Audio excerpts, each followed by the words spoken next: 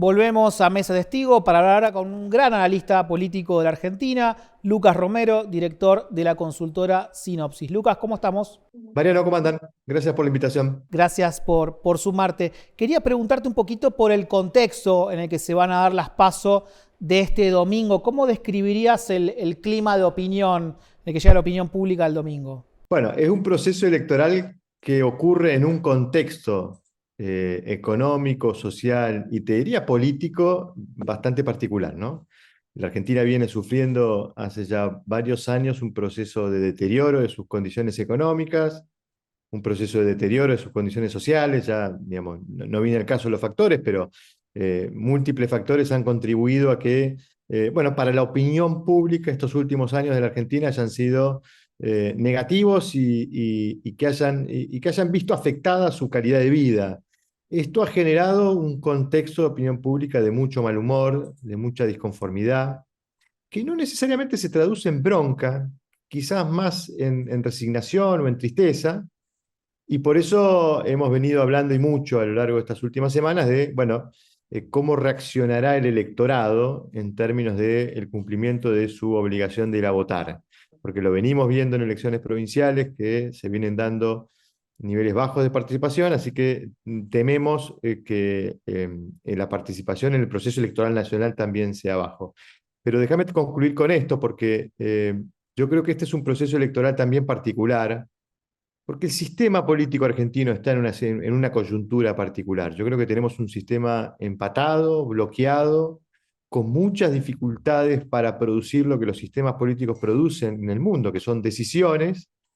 Entonces creo que es un proceso electoral atractivo para pensar si nos va a poder devolver una configuración política del sistema propicio para tomar las decisiones que hay que tomar, que sobre todo en el plano económico son muy complejas. ¿Te parece que las elecciones provinciales, más allá de esta tendencia a la baja en la participación, pueden anticipar algo de lo que va a pasar en las PASO del domingo o no? Sí, sí, sí, porque, a ver, siempre advertimos siempre está la tentación de mirar las elecciones provinciales como una suerte de ventanita que nos anticipa el futuro, lo que pueda ocurrir en la escena nacional. Siempre está la aclaración pertinente de que son procesos locales, con actores locales, con agendas locales, con dinámicas electorales locales. Pero también es cierto que cuando se agregan muchos procesos electorales provinciales, uno puede encontrar denominadores comunes, y esos denominadores comunes naturalmente te llevan a tener alguna conclusión de lo que pudiera verse en la escena nacional. Y allí los denominadores comunes, además de este de la participación, lo que estamos viendo es un retroceso del peronismo y de las fuerzas aliadas al oficialismo nacional, y como contrapartida un avance o una mejora en la cosecha de apoyos de las principales fuerzas no peronistas, en particular de los partidos y aliados a Juntos por el Cambio, con lo cual esa dinámica de que las dos coaliciones están viendo, digamos, fenómenos distintos en los procesos electorales provinciales, nos llevan a pensar que, bueno, en comparación a 2019 vamos a encontrar un peronismo mucho más golpeado que en aquel entonces, y aún Juntos por el Cambio seguramente en muchas mejores condiciones electorales de lo que fue aquel 2019 con Macri compitiendo, ¿no? En este contexto, como mencionabas, de que el peronismo llega golpeado, ¿qué sería una buena elección para Massa y para Unión por la Patria? Bueno, yo creo que el oficialismo está principalmente necesitado de algo, que es de demostrar que está competitivo. Viene de perder la elección de medio término, viene de perderla con un nivel de apoyo muy bajo, con muchos votos perdidos entre 2019 y 2021, y viene atravesando un contexto económico y social, como lo decíamos al comienzo, complejo, que produce en la opinión pública una mirada muy crítica del desempeño del gobierno. Entonces, naturalmente la opinión pública cree que lo más probable es que haya alternancia política y no continuidad política. Es decir, que el gobierno se ve en un contexto de demostrar que está competitivo. Entonces, yo creo que el principal objetivo es ese, es demostrar que está en pelea. ¿Qué sería demostrar que está en pelea? Bueno, esto no hago referencia a sondeos de intención de voto, porque no, aparte no se puede, estamos en veda, pero yo creo que, digamos, anticipando que esto pudiera ser un proceso electoral que se pudiera resolver en segunda vuelta, bueno, necesita demostrar que tiene ese famoso piso del que habló Cristina Kirchner. Y ese famoso piso yo lo sitúo no por estudios de opinión pública ni sondeos de intención de voto, sino por antecedentes históricos en mínimo un 30%.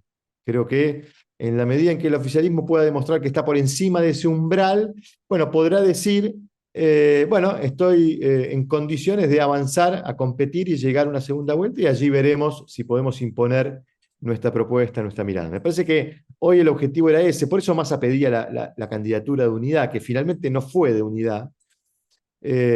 Ahí hubo, o hay un libro de quejas, que es la candidatura de Juan Grabois, para el que no esté conforme con la decisión de Massa tiene un lugar para quejarse. Bueno, veremos cuánto reúnen ambas candidaturas, pero estoy convencido que más allá de la posición final que tenga Unión por la Patria en los guarismos del domingo a la noche, lo principal, lo importante, lo que seguramente es su objetivo político es demostrarle a la opinión pública que aún está en pelea de esta elección. ¿Qué tamaño te parece que tiene el cuaderno digamos, de quejas, el libro de quejas de Grabois? ¿Es un cuadernito chiquito o va a ser un cuaderno un poquito Bueno, más va a ser gordito? interesante, va a ser interesante mirarlo eso, ¿no? Yo creo que, a ver, alguno pudiera haber pensado al comienzo de esta secuencia, ya por el 24 de junio, bueno, se le dejó a Grabois la posibilidad de ser candidato para que no rompa, hasta pudiera ser, haber sido una interpretación inicial. Con el tiempo creo que nos fuimos dando cuenta de que había algo más allí, ¿no? Que probablemente sea una suerte de buffer, de amortiguador, que ayude a evitar una migración de un voto mucho más centroizquierdista dentro del oficialismo, que pudiera haber alternativas de izquierda como opción. Me parece que si efectivamente los protagonistas lo pensaron por ello, bueno, creo que va a ser, seguramente va a ser una decisión acertada, porque no me imagino un guarismo residual, el de Grabois. Veremos cuál es finalmente, pero me imagino que va a ser un caudal nada despreciable y que en algún punto su dimensión va a configurar una suerte de condicionante para Massa, porque si Grabois logra sacar, vamos a trabajar con hipótesis, no con proyecciones de estudios de comportamiento electoral, supongamos que Grabois saca el 20-30% de los votos del espacio, bueno, eso va a obligar a Massa a tener una estrategia de contención con ese segmento de votantes, y eso quizás lo lleve a tener que conciliar en alguna de las propuestas o de alguna de las visiones programáticas que tiene Grabois para poder consolidar el apoyo logrado en la PASO. Así que va a ser interesante ver cómo hace Massa, pero si Grabois saca más del 20-25% de los votos del espacio, Massa se va a ver obligado a ello. Lucas, ¿cómo estás viendo la interna de Juntos por el Cambio? ¿Quién llega mejor pisado?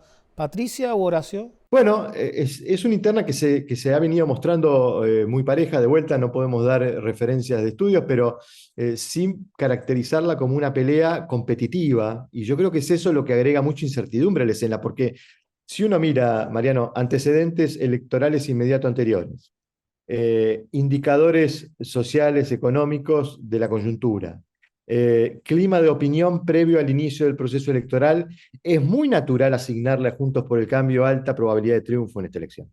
Es la principal coalición opositora, es la que ganó en 2021, y si esa coalición no tiene definido el candidato, y si esa definición se va a dar en la PASO, bueno, nos está faltando una pieza importante del rompecabezas, que es, bueno, ¿quién va a liderar la coalición que está en mejores condiciones competitivas? Yo creo que han sido dos perfiles bien diferenciados, con estrategias diferenciadas. Da la sensación que Bullrich quisiera apoyarse en una minoría intensa, un poco apuntando a que con ese apoyo de esa minoría intensa le alcanza para imponerse en la PASO. Da la sensación que Larreta tiene una estrategia de convocatoria a una mayoría extensa, interpretando que al ser una PASO abierta esto puede atraer a todos los votantes desencantados, sobre todo votantes del oficialismo potencialmente desencantados, que quisieran buscar alternativas opositoras, y ha tenido una propuesta un poco más amplia, mucho más abarcativa y mucho más receptiva en términos de diferencias, y creo que eso se ha traducido también en el armado político, ¿no?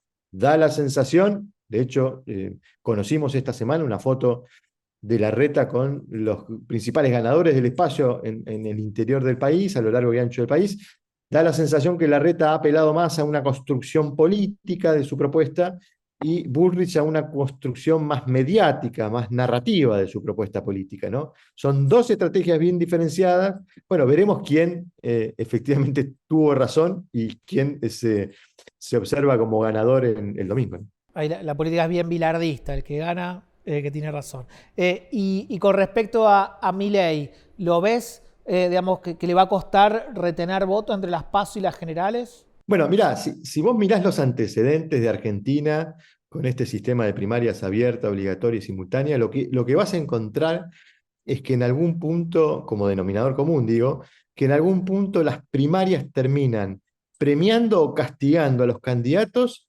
según si estos cumplen o alcanzan a cubrir las expectativas generadas.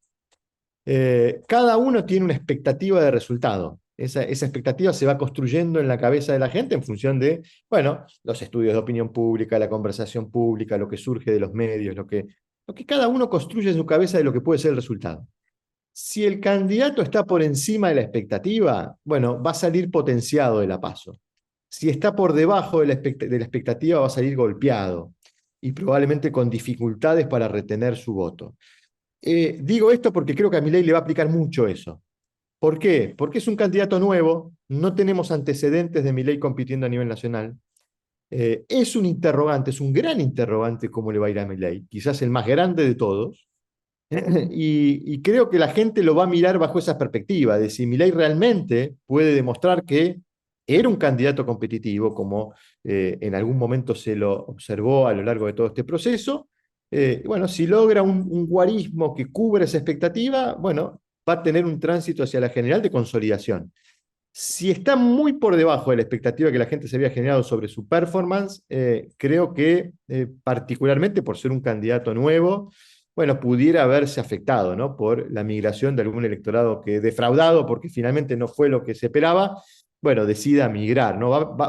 También va a ser importante saber qué ocurre al lado, ¿no? Qué ocurre en Juntos por el Cambio, porque el modo en que se resuelve esa interna también pudiera generar más o menos atractivo de migración de los votantes de Milei. Así que me parece que ahí el juego va a ser saber cuál va a ser finalmente el guarismo de Milei y si para la gente eso está por encima o por debajo de la expectativa que tenía generada sobre su desempeño. Lucas, esta semana hubo un cruce en redes entre Macri y Cristina por la deuda con el fondo. Digo, ¿cómo los ves a ellos dos que fueron los grandes protagonistas de la política argentina, digo, del largo ciclo post-2001, en este nuevo ciclo que parece haber también un recambio de liderazgo? ¿Cómo quedan ellos dos en la escena política? Liderazgos, digamos, corridos de la primera fila de la batalla, eso es evidente. Después de muchos años tendremos una elección presidencial sin el apellido Kirchner o sin el apellido Macri. Hay que irse a 1999 para encontrar una elección presidencial de esas características. Pero son dos liderazgos que todavía no están predispuestos a jubilarse, ¿no? Cada uno tiene su apuesta. La de Cristina es la de retroceder y no poner la cara en lo que cree ella puede ser un escenario adverso para protegerse políticamente, sobre todo entendiendo que ella no tiene por qué hacerse responsable de lo que ella entiende fueron errores de gestión de Alberto Fernández. Creo que ese es el motivo por el cual la tenemos tácticamente rezagada en el ostracismo, por lo menos de la campaña. Y creo que Macri está intentando conservar cierta incidencia en un proceso natural de renovación que se está dando en el campo de Juntos por el Cambio. Y creo que él ahí enfrenta dos desafíos bien distintos, ¿no? Porque de imponerse Bullrich, bueno, podremos hablar de un liderazgo, el de Macri, que seguirá teniendo algún tipo de incidencia. Él ha contribuido con dirigentes de su máxima confianza para la campaña de Bullrich. No ha dicho que va a votar por Bullrich, pero lo ha insinuado al punto de que no nos queden dudas. Con lo cual creo que el liderazgo de Macri en algún punto está dependiendo de que Bullrich tenga un triunfo. Si se impone la reta en la interna de Juntos por el Cambio, muy probablemente veamos a un liderazgo de Macri aún más corrido de lo que hoy lo visualizamos, y quizás encontremos un proceso de renovación mucho más profundo en Juntos por el Cambio de lo que ocurriese si se impone Bullrich. Me parece que ahí tenemos dos aspectos diferenciados de esta pelea de Juntos por el Cambio, ¿no? Lucas, gracias por participar de este programa de Mesa Testigo. No, un placer, Mariano. Un abrazo grande. Estamos en contacto. Quédense que ya volvemos con más Mesa Testigo.